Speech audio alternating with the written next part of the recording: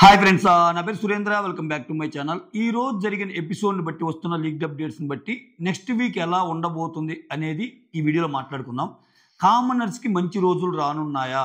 నిజంగా వాళ్ళు యూజ్ చేసుకోగలిగితే ది బెస్ట్ డేస్ చాలా ముందున్నాయి వాళ్ళకి. అది ఏంటో ఎందుకో కూడా చెప్తాను. ఎస్, సంచాలక్ కంటే మనం ఏం చేసినా చెల్లుద్ది, సంచాలక్ ఇస్ ద ఫైనల్ అనే వాళ్ళకి ఒక చంపపెట్టులాగా సంచాలక్ డేషన్ కూడా ఎదురు తిరగొచ్చు. మరి ఆర్డుగా కనిపిస్తే భరణి నువ్వు చేయాల్సింది, నీకు తప్పనిపించినప్పుడు ఎందుకు అడగలేదు, సంచాలక డేషన్ ఫైనల్ కదా ఇంకేం అడుగుతామని ఎలా అన్నావు అని బిగ్ బాస్ తలుచుకుంటే అట్టేనే మాట్లాడతాడు. ఇప్పుడు ఆయన ఎదురు తిరిగి అన్నా అనుకో, భరణిని ఇబ్బంది పెట్టే సిచ్యువేషన్ క్రియేట్ చేయాలనుకున్నాను అనుకో, వీకెండ్ ఇదే నాకు సార్ వచ్చి సంచాలక డేషన్ అనేది నువ్వు ఎలా అంటావు? అసలు సంచాలక డేషన్ ఇస్ ఫైనల్, నువ్వు ఎలా మాట్లాడతావు భరణి? అసలు అతను ఏం తీసుకున్నా అతనే రైట్ అని కూడా అనొచ్చు అనమాట. అంటే జనాలకి ఈసారి ఓకే, బాగా నానుతున్న విషయాలు ఏదైతే ఉన్నాయో దాని మీద కొంచెం గట్టిగానే అడగాలనుకున్నట్టు అనిపిస్తుంది. బిగ్ బాస్ అడిగేశారు.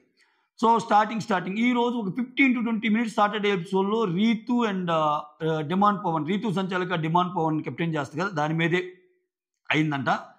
సో చాలా దానికి రిలేటెడ్ ఒక 2 వీడియోస్ వేసాడంట. రీతు సాటర్డే ఎపిసోడ్లో చాలా ఎమోషన్ అయిందంట, అందరు నన్ను సెల్ఫిష్ అంటున్నారని.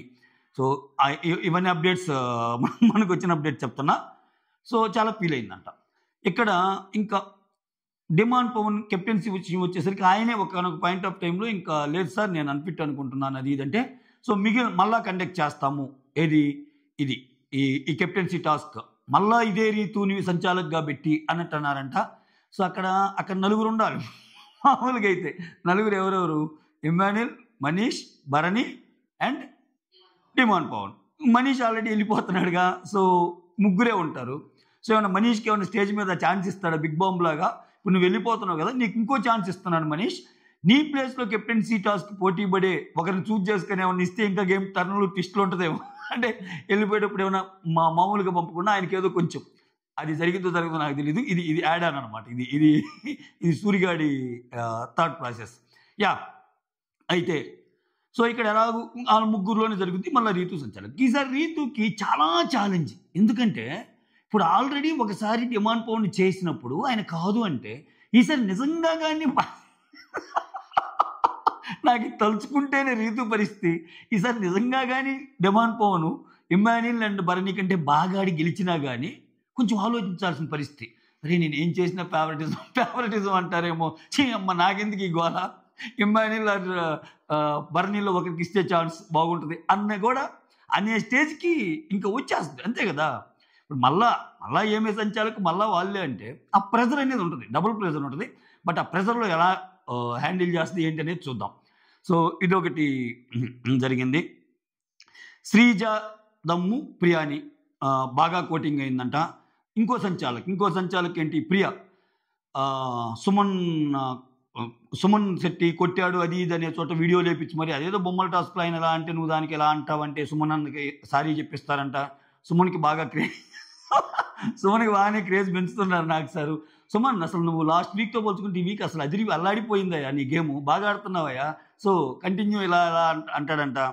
బాగానే డిఫెండ్ చేసుకుంటున్నావు అంట.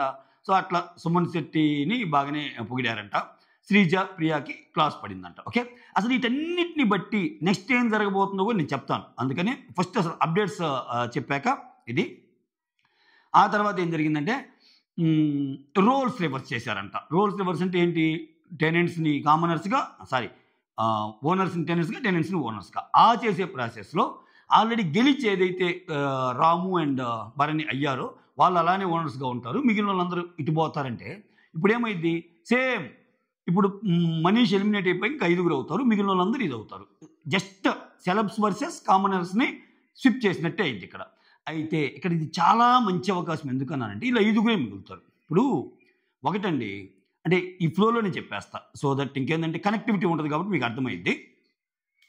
ఇక్కడ కామనర్స్ మీద first of all negative impression రావడానికి కారణం ఏంటంటే వాళ్ళు ఓనర్స్గా దిగటం. ఓనర్స్గా దిగాక ఏంటంటే వాళ్ళకంటూ ఒక ప్రెజర్ ఉంటుంది. దట్టు వాళ్ళకి ఇచ్చిన వాళ్ళు ఏంటి, వాళ్ళు అసలు మామూలుగా అగ్ని పరీక్షలో వచ్చిన ఇన్పుట్స్ ఏంటి, వాళ్ళకి మీరు ఏది చేసినా అటాక్ మోడ్లో వెళ్ళండి అన్నట్టు చెప్పారు వాళ్ళకి. నేను బెస్ట్ ఎగ్జాంపుల్ ఇప్పటికే నాకు గుర్తుంది. అది దివ్య నిఖితనే ఎవరో ఒక అనూషాను ఎవరో నేను వాళ్ళు నాకంటే బెటర్ అనిపించి వాళ్ళకి ఇచ్చాను. యాక్చువల్‌గా నేనేం ఆడలేదు కదా! అందుకే నేను ఎలా తీసుకోవాలి ఓటొప్పేనంటే, అంటే ఇట్నే అంటావా బిగ్ బాస్‌లో? ఇట్నే అంటావా? తప్పు నీదైనా నువ్వేం ఆడకపోయినా నిన్ను నువ్వు డిఫెండ్ చేసుకోవాలన్నట్టు అంటారు. సో, నాకది కొట్టొచ్చినట్టు కనిపిస్తుంది వీళ్ళ దాంట్లో. అంటే మోర్ ఆఫ్ లైక్ అటాకింగ్ మోడ్‌లో ఉంటున్నారు కామనర్స్. అంటే కొన్ని చోట్ల తగ్గాల్సిన సిట్యుయేషన్స్ వస్తాయి. బట్ తగ్గటంలా. కొన్ని చోట్ల అరే! మన తప్పేమో అన్న ఇది రావటంలా. మనుషులందరూ 100% కరెక్ట్‌గా ఉండరు కదా! సో, ఇవాళ మనీష్ ఎలిమినేట్ అవ్వటం వల్ల సో, కామనర్స్ ఏందంటే వాళ్ళే కొంచెం రీథింక్ చేసుకునే ఛాన్స్ ఉంటది. ఇంకొకటి ఏందంటే ఈ రోల్స్ చెప్పా కదా! ఈళ్ళకి నెగటివిటీ రావడానికి స్టార్టింగే ఓనర్స్‌కి ఇచ్చినప్పుడు చాలా పద్ధతిగా ఉండాలి. అంటే అజమాయిషీ ఇచ్చారు గదా! అని జెప్పి ఇంకా ప్రతిసారి నువ్వు లోపలికెళ్ళాలంటే ఇది, అల్లాలంటే అది, నువ్వేదైనా తినాలంటే ఇది. చిన్న చిన్న కామెడీ బిట్స్ అయితే ఓకే. ప్రతిదానికి ఇంక అలా చేయటం వల్ల చూసే వాళ్ళకేందంటే హార్డ్‌గా అనిపిస్తది. కత్తి మీద సాము లాంటిది. ఇప్పుడేంటి ఎప్పుడైనా ఓనర్సు, పనోళ్ళు కొంచెం సానుభూతి పనోళ్ళకే ఉంటది. టెనెంట్స్‌కే ఉంటది. ఎందుకంటే వాళ్ళు పని చేసేవాళ్ళు, ఈళ్ళు పని ఇచ్చేవాళ్ళు. ఇప్పుడు రోల్స్ రివర్స్ అవ్వటం వల్ల ఆ సింపతి ఏదైతే ఉందో కామనర్స్‌కొచ్చే అవకాశం ఉంటది. ఈళ్ళు నీట్‌గా యూజ్ చేసుకోగలిగితే ఈళ్ళు అత్యావారాలకు పోకుండా. ఇప్పుడు ఈళ్ళేందంటే ఈళ్ళు కంప్లీట్ బిగ్ బాస్ మోడ్‌లో ఉంటారు ఈ శ్రీజా ప్రియాలు. ఇప్పుడు మనం కామనర్స్ మనకి ఈ రోల్స్ ఇచ్చినంత మాత్రాన వాళ్ళు ఏది చెప్తే అది చేయాలని లేదురా. వాళ్ళు చెప్పిన దానికి విపరీతమైన ఫైర్ మోడ్‌లో ఎళ్లి ప్రతిదీ అపోజ్ చేసినా గాని మనకే వస్తది. అన్నట్టుండి ఎడ్డమంటే తెడ్డంలాగా బిహేవ్ చేశారనుకో అది వేరు. బ్యాలెన్స్‌డ్‌గా ఆడాలి. ఎందుకంటే ఇప్పుడు మీకొచ్చే నెగటివిటీ సెల్ఫ్స్‌కి రావటానికి ఉంటది. ఎందుకంటే ఇప్పుడు ఏలల్లో అతిగా ఎవరు బిహేవ్ చేస్తారు? అతిగా ఎవరు ఉంటారు? ఛాన్స్ వచ్చింది కదని తొక్కేదెవరు? ఎక్కేదెవరు? ఇయన్నీ తెలుస్తాయన్నమాట. ఆ పరంగా పని చేసే పొజిషన్‌లో కామనర్స్ ఉంటారు. పనిచ్చే పొజిషన్‌లో వాళ్ళుంటారు కాబట్టి దట్ ఏంది ఇప్పుడు మొత్తం పోయాక ఈళ్ళు ఐదుగురే. ఈళ్ళు ఐదుగురు అన్నప్పుడు నిజంగా తనూజ ఉండగలదా అనిపిస్తుంది నాకు. తనూజకి ఆ కిచెన్ వైపుకెళ్ళకుండా. ఈ కిచెన్‌ది భలే గమ్మత్తుగా ఉంటదండి. తనూజ కిచెన్ చూడండి నాకు కిచెనే వద్దంటది. కానీ తనూజ కనిపిస్తది ఎక్కువ. ఆ కిచెన్ అలవాటు ఉండే వాళ్ళకేందంటే ఎంత లేదనుకున్నా పోతారక్కడ. సో, ఇక్కడ ఇప్పుడు వాళ్ళకి ఇప్పుడు ఈళ్ళు పనులు చేయకూడదు కదా! ఓనర్స్ అంటే.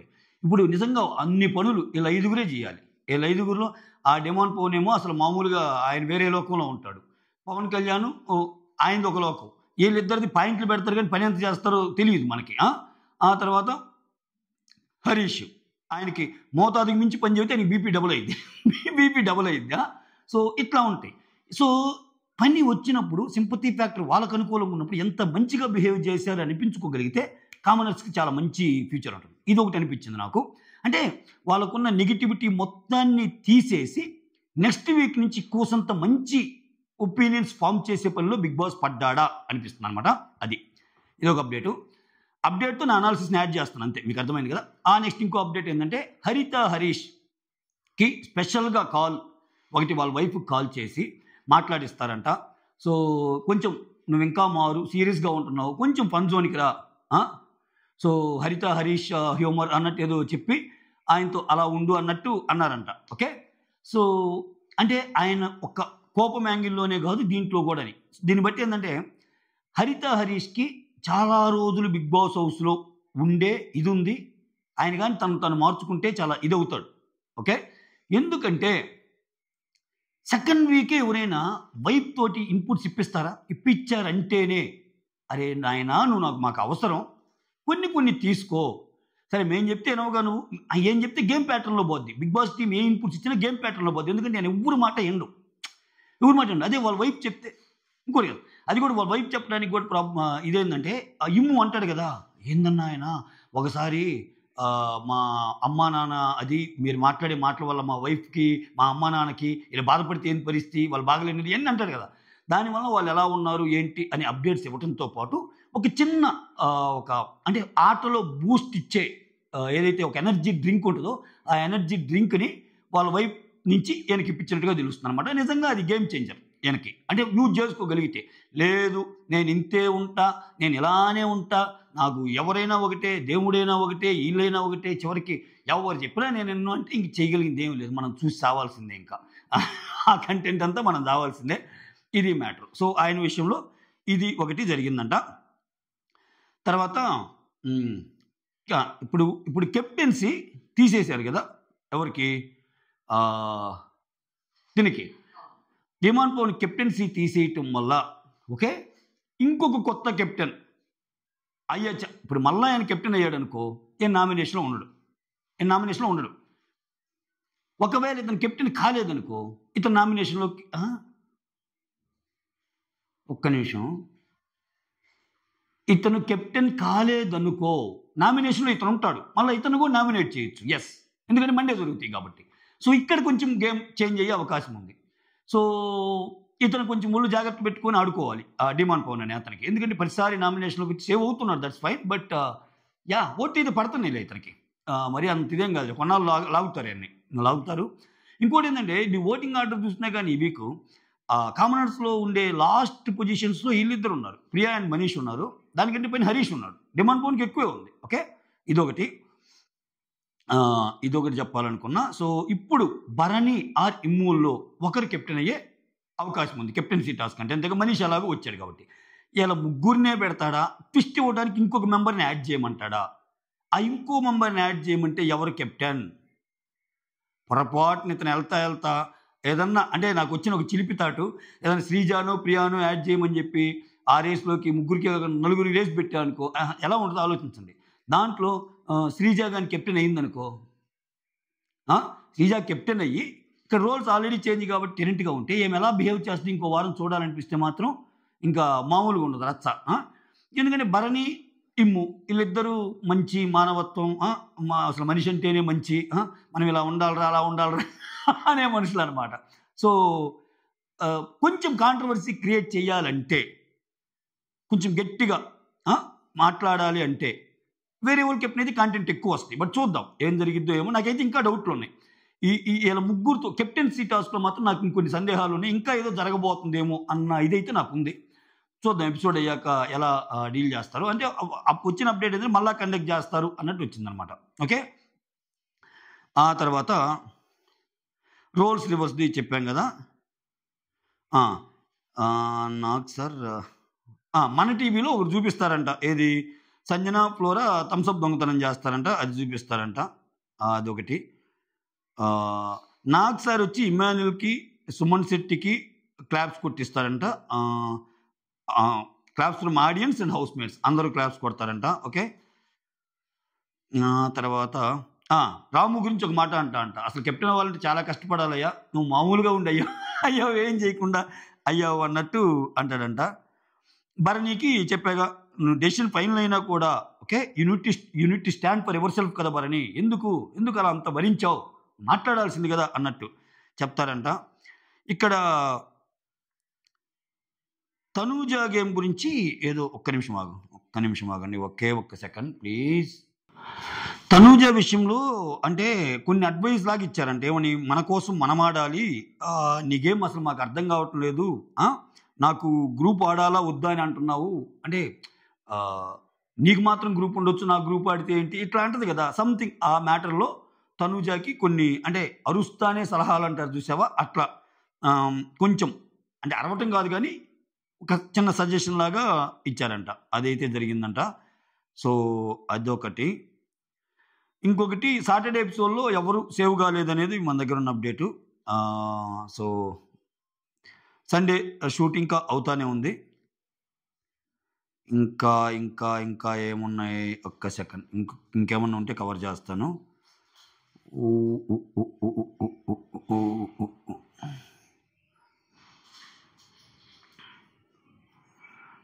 ఇంకంతే ప్రస్తుతానికైతే ఇవే.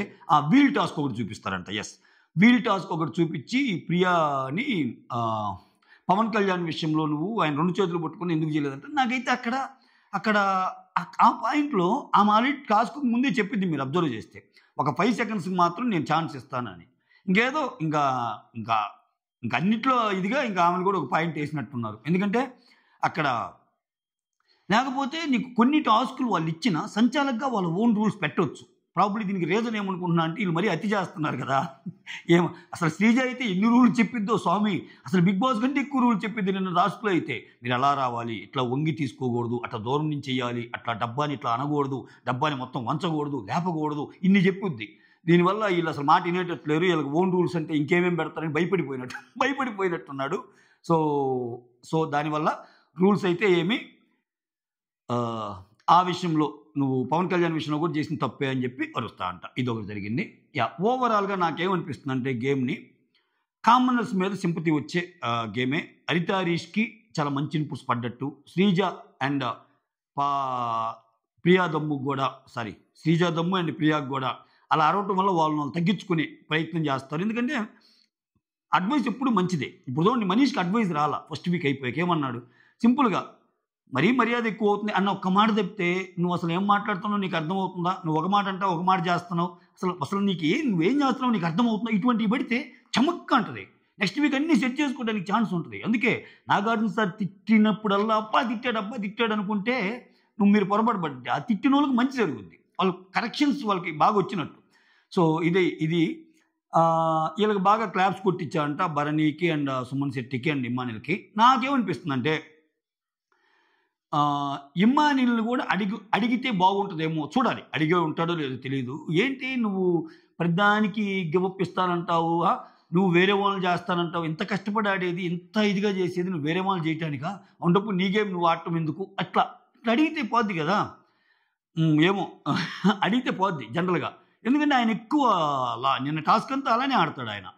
ఏంటి రాము నువ్వు తీసుకొనాయి పాపం అనిపిస్తున్నారా నేను చూస్తుంటే. ఇప్పుడు నువ్వు గేమ్లో ఉన్నావు, అక్కడ ఏమన్నా జరగని, రీతు ఏమన్నా చేయని, ఆయన ఏమన్నా చేయని, ఫస్ట్ ఆఫ్ ఆల్ నీ టాస్క్ నువ్వు బాగా ఆడాలి కదా, నువ్వు బాగా ఆడి తర్వాత కదా. సో అట్లా కాకుండా అదే నా పక్కన ఒక లేడీ ఉంటే మాత్రం గివప్ చేద్దాం అనుకున్నాను అని అంటాం, రాము అయితే కొన్ని ఇద్దాం అనుకున్నాను అంటాం. ఇవన్నీ ఏంటంటే అంత అంటే ఆయన ప్రాబ్లం ఆయన ఇంకా ఎక్కువ ఆల్రెడీ ఈ 2 వారాల్లో బాధపడి ఉన్నాడని చెప్పి ఏమైనా టచ్ చేయలేము. చాలా పాజిటివ్గానే పోద్ది ఎపిసోడ్. ఎందుకంటే ఇటువంటి వాళ్ళు ఏదైనా అరిచినా ఏదైనా చేసినా వాళ్ళు అదే జోన్లో ఉండి ఎక్కడ ఫన్ మిస్ అయ్యిద్దో, మళ్ళా అతను బాగా కామెడీ చేస్తాడు ఇమ్మాన్యుల్. సో ఎక్కడ ఫన్ మిస్ అయ్యిద్దో అన్నట్టు కూడా ఆలోచించి ఉండొచ్చు. ఇదొకటి. సో సుమన్ శెట్టి సేవింగ్ ఆర్డర్ని చూసి వాళ్ళకి మైండ్ పోద్ది, ఏ ఆర్డర్లో సేవ్ అయినా. ఇంకొకటి ఏంటంటే ఆశా షైని, ఫ్లోరా షైని సేవ్ అవ్వటం అనేది ఇంట్లో డైనమిక్స్ మార్చి, అంటే గేమ్ అర్థం కాకుండా చేశాడు Bigg Boss. First of all అది.